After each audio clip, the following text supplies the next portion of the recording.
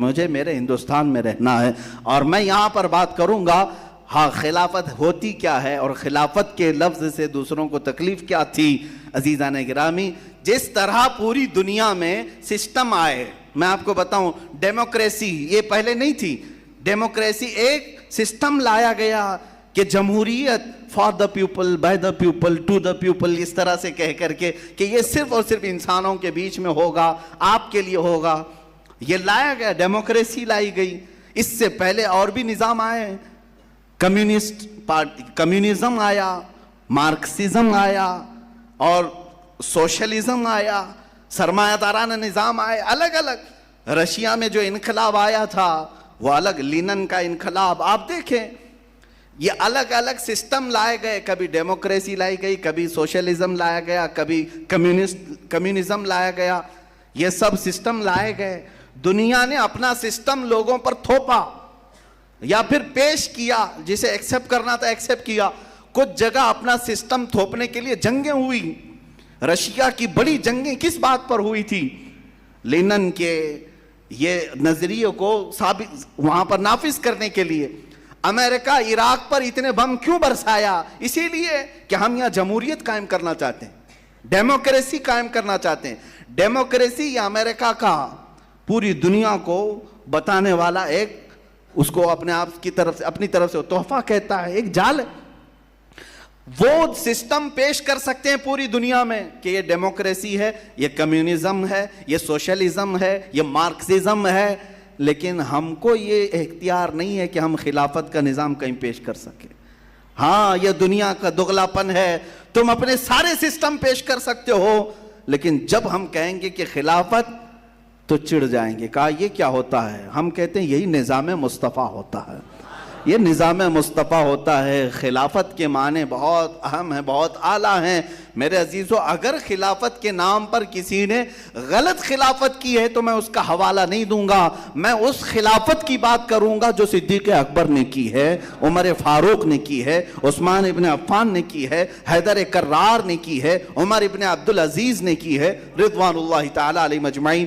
یہ خلفاء ہیں اسلام کے، ان کی تاریخ پڑھ کر کے دیکھ لو۔ آج کیا تمہارے درمیان یہ جتنے سسٹم لائے گئے، ہم بھی تو ڈیموکریسی کو دیکھ رہے ہیں۔ لاؤ عمر فاروق رضی اللہ تعالیٰ عنہ جیسا کوئی نگراں کہ رات کے وقت گشت کرتا ہو مدینے کی گلیوں میں، اور اگر کوئی بھوکا سو رہا ہو تو اپنے بیت المال میں جا کر کے بوریا اٹھا کر کے خود آٹا اور گندم لے کر کے اس بیوہ عورت کے گھر جاتا ہو، روٹیاں پکا کر کے اسے کھلاتا ہو۔ کون ہے یہ نگراں؟ یہ خلافت راشدہ میں تمہیں ملے گا۔ اگر کوئی ایک بوڑھی عورت ہے، اس کا کام کاج کرنے والا کوئی نہیں ہے، فجر کی اذان سے پہلے اس کے گھر کے برتن دھونے والا، اس کے گھر کا کچرا جھاڑنے والا، اس کے بستر کو جھاڑ کر کے پھر اس کے گھر کو صحیح سلامت رکھ کر کے باہر جانے والا کوئی اور نہیں، خلیفہ اول صدیق اکبر تمہیں ملے گا۔ اور اگر تمہیں اصلاحات کی دنیا میں دیکھنا ہے، اگر مدینے والے پانی کی قلت سے جوجھ رہے ہوں،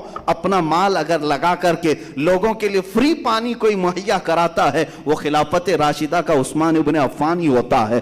یہودی جب غلہ ذخیرہ اندوزی کر رہے تھے، آج بھی کرتے ہیں، آج بھی کرتے ہیں، یہی تو سارے نظام دیکھیں۔ اگر چاول کی کمی ہو گئی، سب گودانوں میں جمع کرنا شروع کر دیے، اور جو چیز مارکیٹ میں کم ہو رہی ہے بڑے پیسے والے اس کو اندر کرنا شروع کر دیتے ہیں، اور کمی ہو جائے اور کمی ہو جائے، اس کے بعد 10 روپے کی چیز 100 روپے میں بیچیں گے۔ یہ شریعت نے حرام فرمایا ہے۔ لوگوں کی ضروریات کا استحصال کرنا، مال کو ایسے جمع کرنا کہ قحط آئے تو زیادہ داموں میں بیچنا حرام ہے۔ یہ آمدنی آپ کو پتا ہے، مدینے میں ملک شام سے غلہ آیا تھا، اور یہودی صبح صبح جا کر کے مدینے سے پہلے ہی وہ غلہ خرید لیتے تھے اور لا کر کے سٹاک کر لیتے۔ پھر ہفتہ بھر کے بعد جب لوگوں کو غلے کی ضرورت ہوتی تو 10 روپے کی چیز 50 روپے میں بیچتے، خوب نفع کماتے۔ آج بھی شیئر مارکیٹ کی جال پورا بچھا کر کے انہی یہودیوں نے رکھا ہے، لوگوں کو دام فریب میں پھنسانا۔ کریڈٹ کی دنیا میں قرض اور سودی قرض کے نظام میں لوگوں کو پھانسنا، یہ سب ان کا ہی نظام ہے۔ مدینے میں بھی یہی کیا تھا انہوں نے۔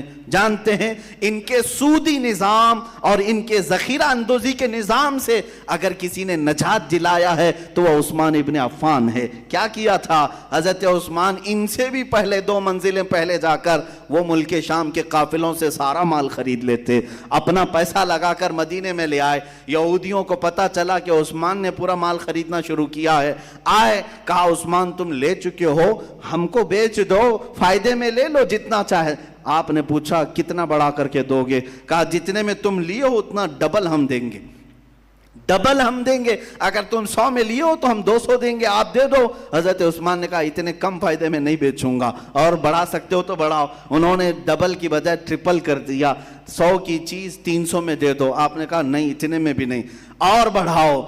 ان یہودیوں نے 400 کیا، آپ نے کہا نہیں اور بڑھاؤ۔ انہوں نے 500 کیا، آپ بیچنے کو تیار نہیں تھے۔ یہودی پریشان ہو گئے، 2 دن تک بھاؤ تاؤ نیگوشیبل چلتا رہا، نیگوسیشن چلتا رہا۔ اس کے بعد پھر یہاں تک آ گئے کہ 10 گنا قیمت دینے کو بھی تیار ہو گئے۔ حضرت عثمان نے کہا نہیں میں اس سے بھی زیادہ۔ وہ کہنے لگے کہ تمہارا دماغ خراب ہو گیا ہے، کوئی اتنے مال کو 10 گنا میں کوئی خرید سکتا ہے؟ جاؤ بیچنا ہے تو بیچ لو، اس سے زیادہ کوئی تمہیں نفع نہیں دے سکتا۔ دوسرے دن حضرت عثمان غنی رضی اللہ تعالیٰ عنہ مسجد نبوی آئے، فجر کی نماز کے بعد عام اعلان کیا فلاں میدان میں غلہ رکھا ہے، مومنین کو جتنی ضرورت ہے سب وہ غلہ لے کر کے چلے جائیں۔ صحابہ کرام میں اعلان ہوتے ہی پورے مدینے کے لوگ آئے اور غلہ اٹھا کر کے خود اپنی ضروریات کے مطابق لے کر چلے گئے۔ نہ کسی سے پیسہ، نہ کسی سے کوئی چیز، معاوضہ کچھ نہیں۔ شام میں یہودی بھڑکے ہوئے آئے، کہا عثمان ہم نے سنا کہ تم نے مال دے دیا سب کو، کیا کیا تم نے یہ؟ کہا میں نے بہت نفع میں بیچا۔ کہا کتنے میں؟ کہا میں نے 70 گنا زیادہ نفع میں اپنے اللہ کے ہاتھ بیچ دیا۔ کیا تم اتنا دے سکتے تھے مجھے؟ کیا تم اتنا دے سکتے تھے؟ کیونکہ میرے رب نے وعدہ کیا ہے جو اللہ کی راہ میں 1 دے گا اسے 70 گنا زیادہ دوں گا۔ تو میں نے اپنے رب کے حوالے کر دیا ہے اور 70 گنا زیادہ فائدے میں بیچ دیا۔ ان کے سرمایہ دارانہ نظام، ان کے سودی نظام سے آزادی دلانے والے کا نام یہ خلافت راشدہ میں ہوا ہے۔ مولا علی کرم اللہ وجہہ الکریم کی زندگی پاک میں دیکھیں، بزدلی سے دور رکھ کر کے عدل و انصاف کے فیصلے قائم رکھنا یہ خلافت راشدہ میں ہوا ہے۔ ایسا نہیں ہے کہ اپنا ہے تو اس کے لیے کوئی فیصلہ الگ ہو، دوسرا ہو تو اس کے لیے کوئی فیصلہ الگ ہو، جیسے آج بھی عدالتیں کر رہی ہیں۔ مولا علی شیر خدا کے فیصلے اٹھا کر کے دیکھ لو، انہوں نے عدل و انصاف کا جو ترازو قائم کیا ہے پوری دنیا میں اس کی مثال نہیں ملتی۔ ان کے قضایا، ان کے فیصلوں کی کتاب آج بھی دستیاب ہے جس میں حضرت علی رضی اللہ تعالیٰ عنہ کے فیصلے ہیں۔ عزیزان گرامی، آج مذاق کیا جاتا ہے عدل کے نام پر، قضا کے نام پر، فیصلوں کے نام پر۔ لوگوں کے ساتھ مذاق نہیں ہوتا ہے، غریب جائے کھٹکھٹائے، اس کی عمر ختم ہو جائے، اسے انصاف نہیں ملے گا، نہیں ملتا ہے۔ اور پھر اگر کوئی پیسے والا، سورس والا اور اپنے اثر و رسوخ رکھنے والا، اس کے لیے 100 گنا بھی معاف ہو جاتے ہیں۔ یہ میں صرف یہاں ڈیموکریسی کی جگہ پر نہیں کہہ رہا ہوں، بادشاہانہ نظام جہاں پر ہے وہاں پر بھی یہی حالات ہیں۔ سعودی اس سے کوئی الگ نہیں ہے، وہاں پر بھی یہی حالات ہیں۔ ظلم جب زیادہ بڑھتا ہے تو اللہ کا عذاب آتا ہے۔